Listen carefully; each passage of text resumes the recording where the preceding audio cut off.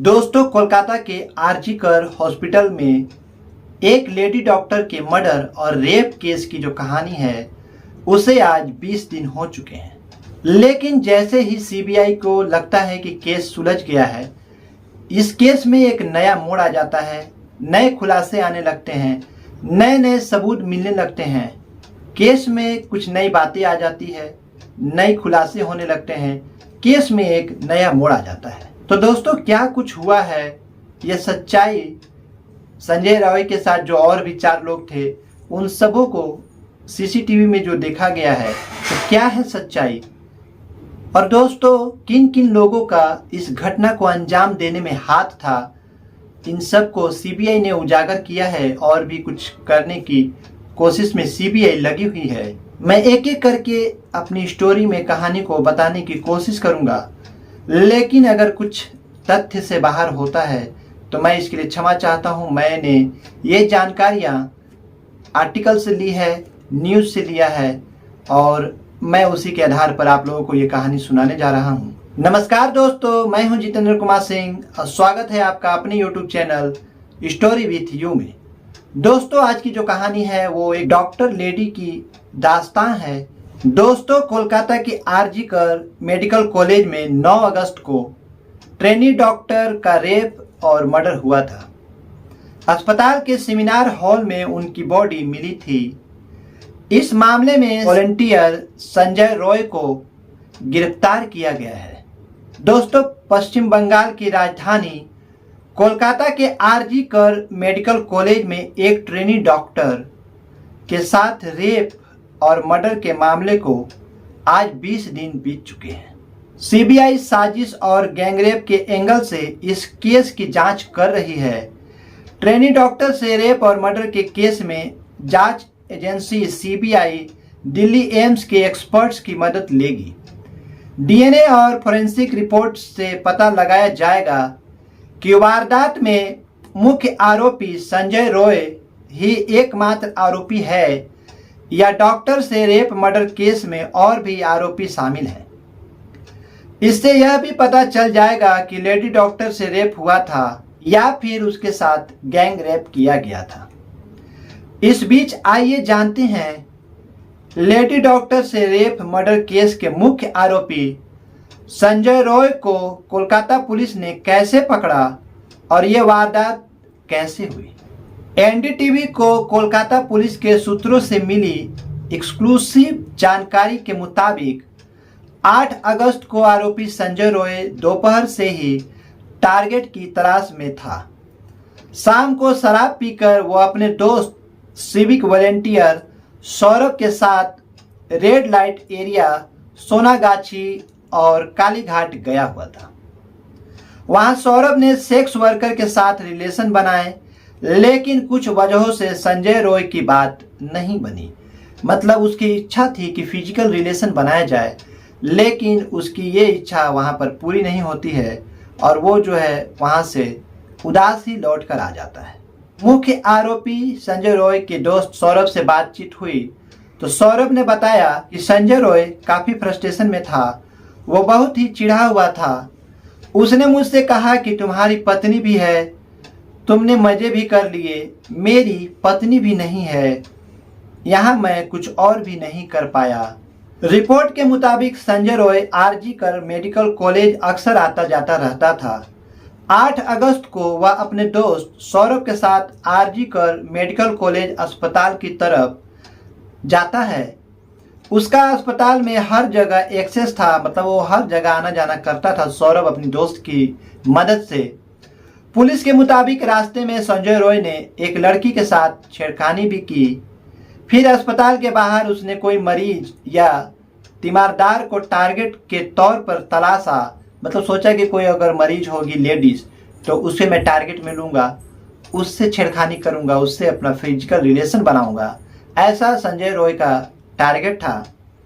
लेकिन उसे लगा कि अगर यहाँ कुछ किया तो काफ़ी हल्ला मचेगा और हो सकता है उसे मारपीट भी हो, उसे जेल भी हो सकती है। इसके बाद संजय रॉय ऑपरेशन थिएटर की तरफ बढ़ता है ताकि कोई डॉक्टर्स, नर्स या महिला मरीज को शिकार बना सके। दोस्तों, संजय रॉय इतना हद तक गिरा हुआ व्यक्ति था कि वो किसी के साथ भी गलत करने को उस दिन रेडी था और उसकी भावना जो है बहुत ही गलत थी दोस्तों। लेकिन जैसे ही वो उधर ऑपरेशन थिएटर की तरफ जाता है, वहाँ पर भी उसकी बात नहीं बनती है। फिर टहलते हुए तो सेमिनार हॉल की तरफ बढ़ जाता है। यहाँ लेडी ट्रेनी डॉक्टर जो है 36 घंटे की ड्यूटी के बाद कुछ देर के लिए सो रही थी। संजय रॉय को अपना टारगेट मिल गया। ट्रेनी डॉक्टर जो है वहाँ पर 36 घंटे काम करके आराम कर रही थी और संजय रॉय जो है वो किसी को ढूंढ रहा था अपनी इच्छा को पूरी करने के लिए। तो उसे वहाँ पर ट्रेनी डॉक्टर आराम करते हुए मिल जाती है कि आरोपी जो है संजय रॉय जो है वो पहले बॉक्सर था और किसी का बॉडीगार्ड भी था, इसलिए उसे मालूम था कि गले में कौन सी जगह दबाने से कोई बेहोश हो जाता है या उसकी मौत हो जाती है। उसने ट्रेनिंग ले रखी थी। उसने जाते ही महिला डॉक्टर का गला दबा दिया।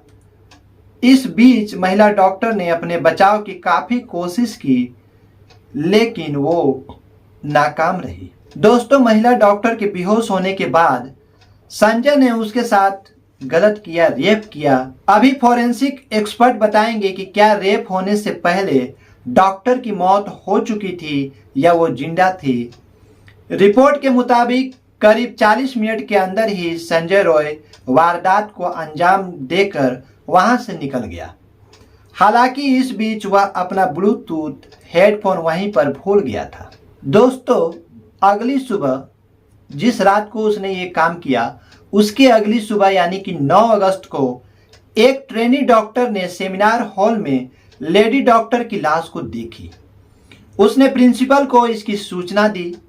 पुलिस ने वारदात की रात भर्ती सभी मरीजों, उनके रिश्तेदारों, ड्यूटी पर तैनात डॉक्टरों, नर्सों, अस्पताल के स्टाफ, सिक्योरिटी गार्ड सभी से एक लिस्ट बनवाई कि कौन कौन कल इंटर किया था, कौन कौन हॉस्पिटल में आया था। सभी से पूछताछ की, लेकिन कुछ खास हासिल नहीं हुआ। दोस्तों, पुलिस ने सीसीटीवी के फुटेज देखे। फुटेज में संजय रॉय संदिग्ध के तौर पर सेमिनार हॉल में पहले जाते हुए और फिर आते हुए बदहवास हालत में दिखाई देता है। अस्पताल की पुलिस चौकी के स्टाफ ने भी संजय रॉय को फुटेज में पहचान लिया। इसके बाद संजय रॉय को 9 अगस्त की रात करीब 10 बजे कोलकाता पुलिस ने उसके बैरक से पकड़ा। शुरुआत में गोलमोल जवाब देता रहा संजय रॉय। इसके बाद पुलिस ने कड़ाई से पूछताछ की। जब उसे डराया, धमकाया और अपने पावर का इस्तेमाल किया पुलिस ने, तो संजय रॉय ने पुलिस से सारे अपने गुनाहों को कबूल कर लिया। पुलिस ने पूछा, तुम गाने सुनते हो? उसने बताया हाँ। जब संजय रॉय ने कहा हाँ, पुलिस ने उसे उसका ब्लूटूथ हेडफोन दिखाया और पूछा कि क्या ये तुम्हारा है? आरोपी ने मना कर दिया। फिर पुलिस ने उसके ब्लूटूथ की MAC ID को उसके मोबाइल के ब्लूटूथ की हिस्ट्री में देखा। उसके ब्लूटूथ की MAC ID उसके मोबाइल की ब्लूटूथ हिस्ट्री में मिली। इसका मतलब उसने इस ब्लूटूथ का इस्तेमाल अपने मोबाइल डिवाइस में किया था। इसके साथ ही उसका ब्लूटूथ ऑटोमेटिक मोबाइल से कनेक्ट भी हो गया। जैसे ही पुलिस उसके ब्लूटूथ को उसके मोबाइल के पास ले गया तो दोनों का ब्लूटूथ ऑन था और ऑटोमेटिक उसके मोबाइल से ब्लूटूथ जो है वो कनेक्ट हो गया। पुलिस ने संजय रॉय के मोबाइल की सर्च हिस्ट्री देखी तो चौंक गई। उसके मोबाइल में सैकड़ों पॉर्न वीडियो देखने की एक लंबी हिस्ट्री मिली। वो पॉर्न वीडियो भी अजीब किस्म की देखता था। मतलब जो साधारणतः पॉर्न वीडियो देखी जाती है उससे हटकर वो पॉर्न वीडियो देखा करता था, जैसे ब्रदर सेक्स विथ सिस्टर। दोस्तों, पुलिस के मुताबिक उसे वारदात का ना कोई पछतावा था, ना ही उसके चेहरे पर कोई सिकन थी। उसने क्राइम सीन रिएक्शन में भी पूरे कॉन्फिडेंट के साथ सारी बात बताई।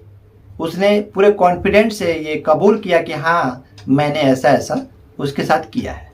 दोस्तों, अब CBI जो है वो पुलिस की जांच से आगे इस केस की साजिश और गैंग रेप के एंगल से जांच कर रही है कि इस केस में संजय रॉय के अलावा भी कोई शामिल था, और अगर वो था तो कौन है और कहां है।